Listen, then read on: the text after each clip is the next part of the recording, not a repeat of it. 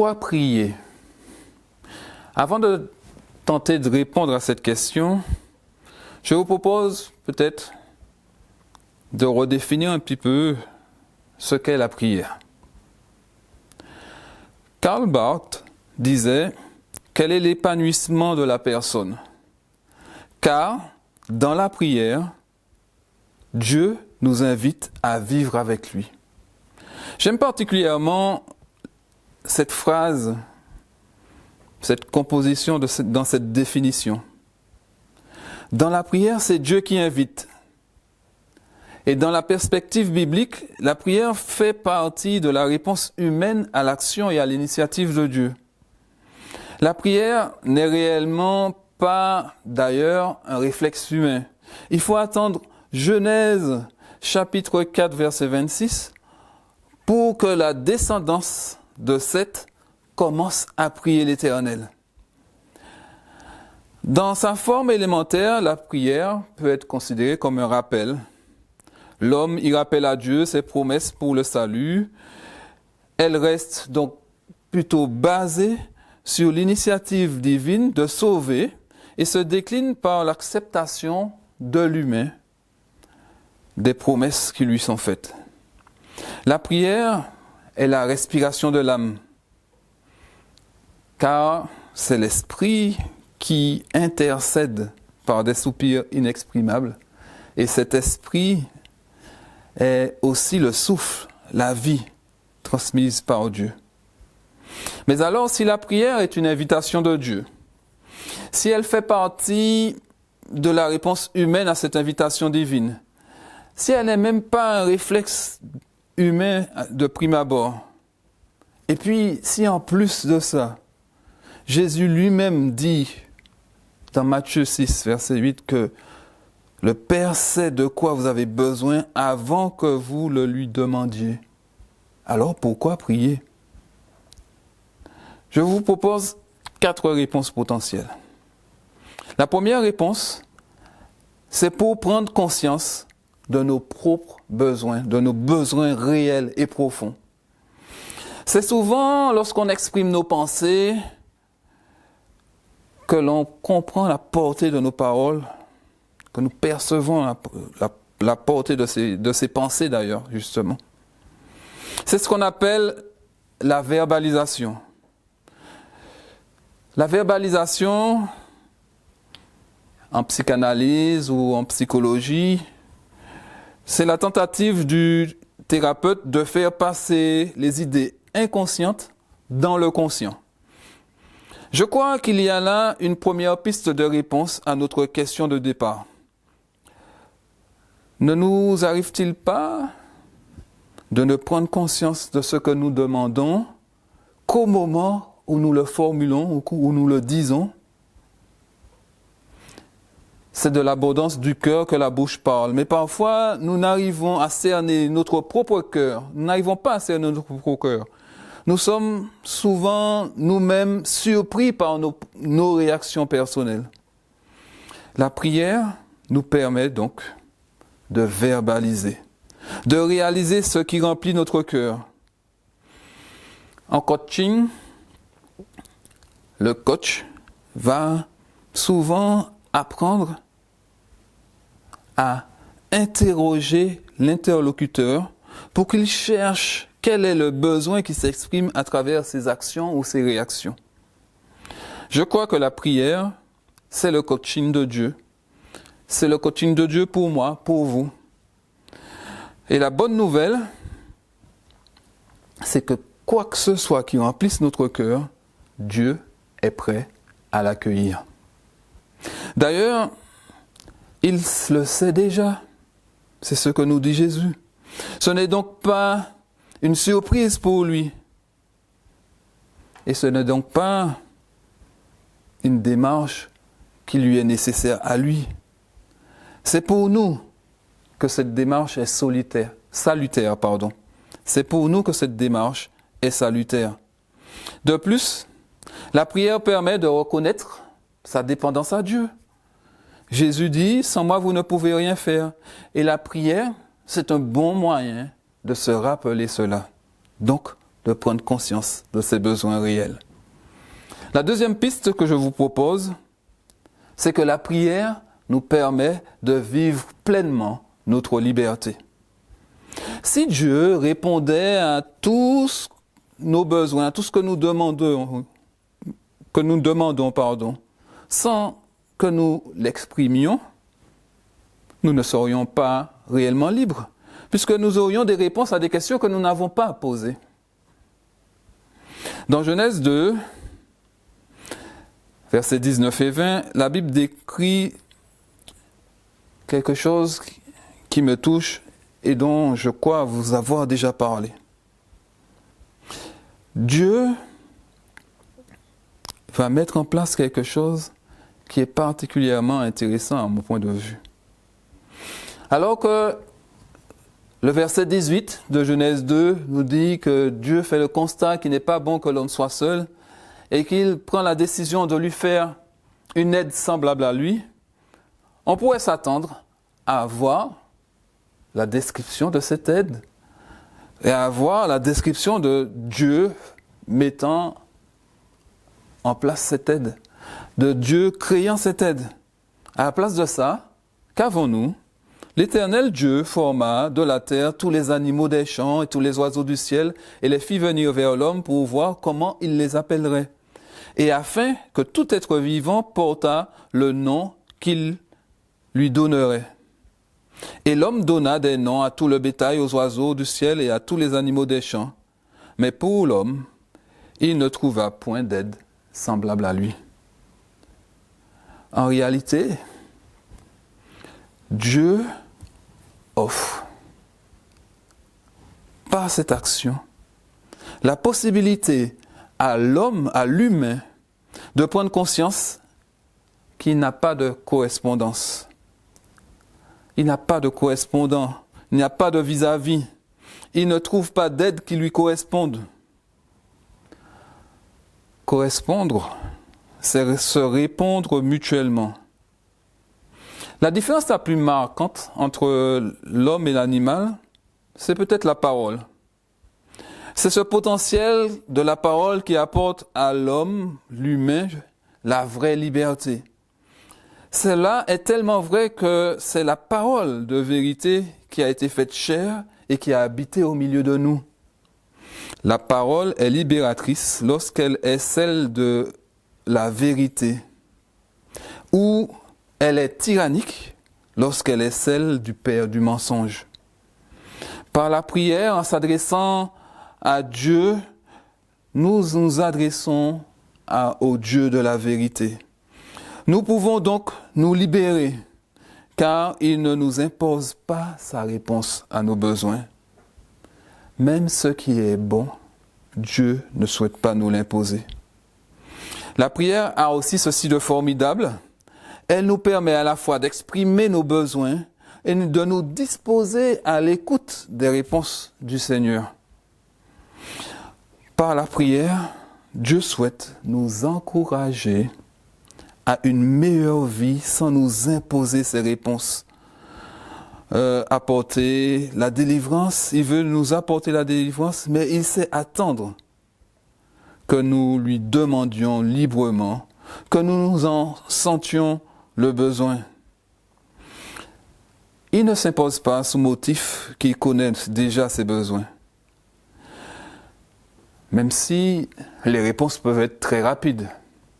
Si vous lisez Daniel 9, verset 23, la première partie, l'ange dit, lorsque tu as commencé à prier, la parole est sortie et je viens pour te l'annoncer car tu es un bien-aimé. Même si la réponse peut être très rapide, elle n'intervient pas avant la demande. Ce n'est qu'après que nous ayons utilisé pleinement notre liberté, manifesté pleinement notre choix, que Dieu se permettra ce que nous lisons dans Ésaïe 65, verset 24. Avant qu'ils m'évoquent, je répondrai. Avant qu'ils aient parlé, j'exaucerai. Mais la prière ne s'arrête pas là. Elle ne se limite pas à une prise de conscience ou à un respect de liberté. elle est aussi un formidable outil pour vivre la loi de Dieu. Oui, la loi divine. Avez-vous remarqué que la loi de Dieu nous invite à un amour en 3D? Tu aimeras ton Dieu, tu aimeras toi-même, tu t'aimeras toi-même et tu aimeras ton prochain, comme tu t'aimes toi. Alors que Jésus vient dénoncer qu'il n'a pas besoin de litanie pour prier, car le Père sait de quoi nous avons besoin, il poursuit en nous donnant un exemple de prière. D'abord, il nous répète que nous prions notre Père. Même si l'image du Père est un peu entachée dans nos sociétés aujourd'hui, on peut avoir parfois, vu par rapport à l'action de certains pères, des choses difficiles. Nous pouvons, malgré tout, nous réfugier dans la suite du texte, qui nous décrit une attitude non pas paternelle, mais une attitude féminine. Donne-nous notre pain quotidien, c'était la mère qui donnait le pain. Ce Père qui est aux cieux est aussi une mère nourricière. Jésus tient donc à nous rappeler que nous nous adressons à ce Père-là. Par la prière, nous nous adressons à un parent bienveillant. C'est parce que nous croyons, justement, d'ailleurs, dans cette bienveillance, que nous pouvons souhaiter que son règne vienne et que sa volonté soit faite sur la terre comme elle est faite au ciel. Prier ainsi nous permet de vivre le premier pan de la loi de Dieu. Lorsque nous prenons conscience de l'amour de Dieu, nous ne pouvons que l'aimer en retour.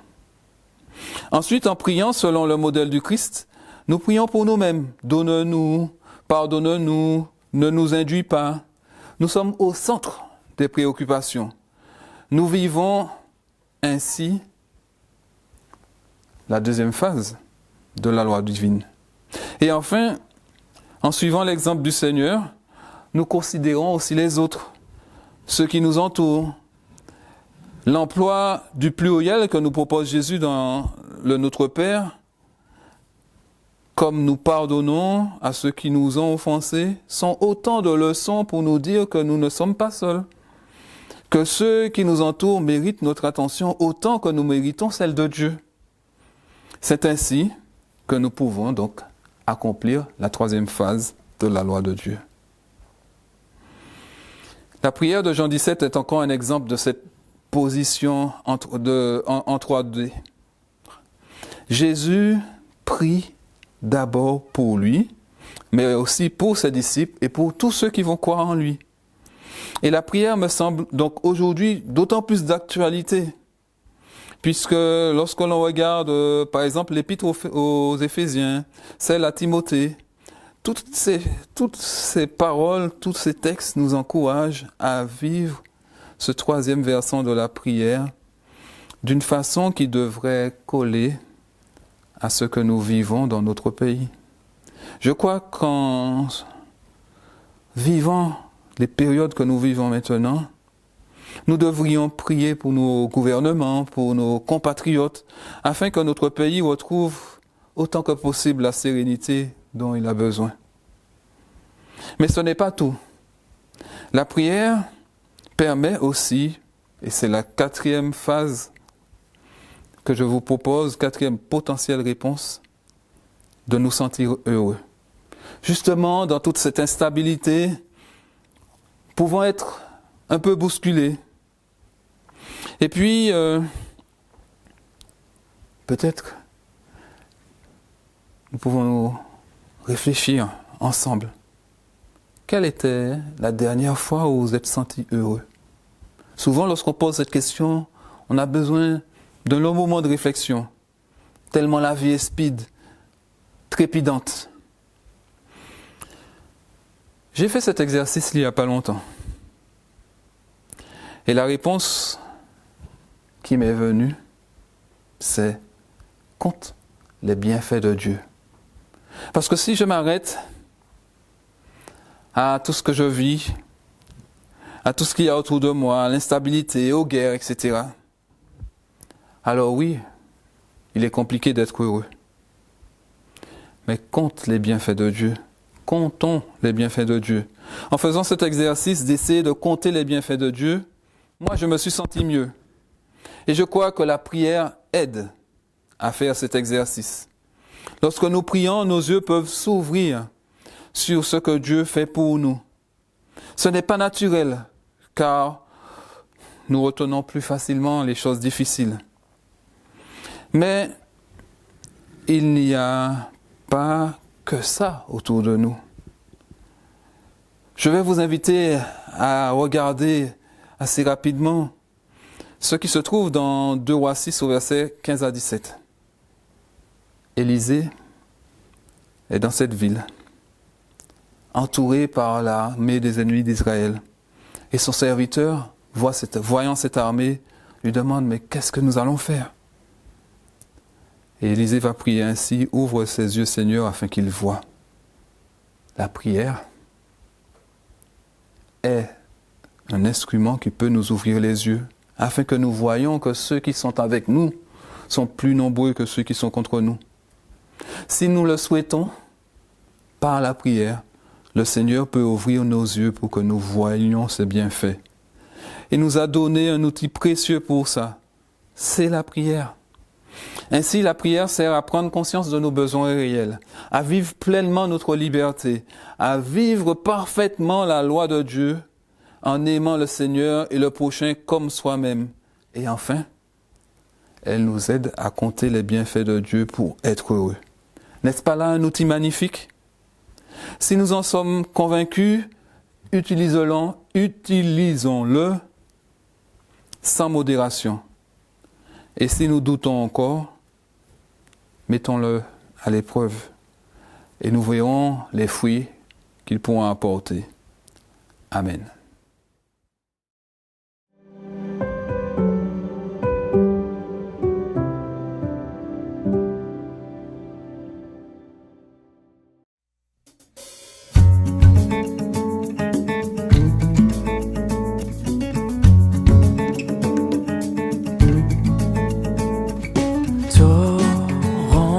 D'amour et de grâce, amour du Sauveur en croix, à ce grand fleuve qui passe, je m'abandonne et je crois.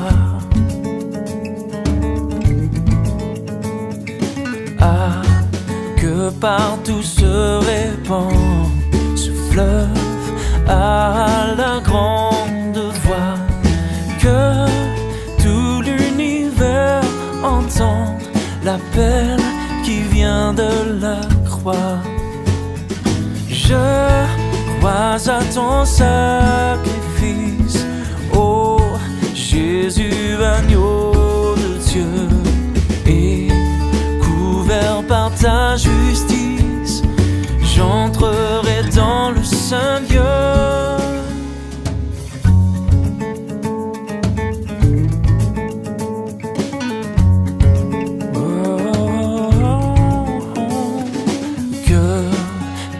Âme condamnée, pour qui tu versas ton sang, sois au Père ramené par ton amour tout-puissant.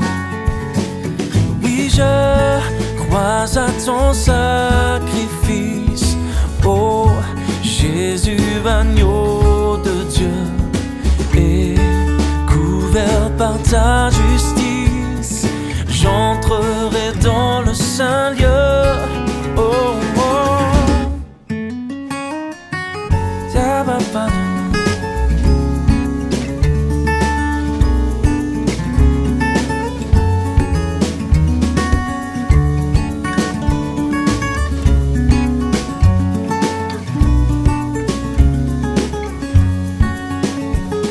Oui, je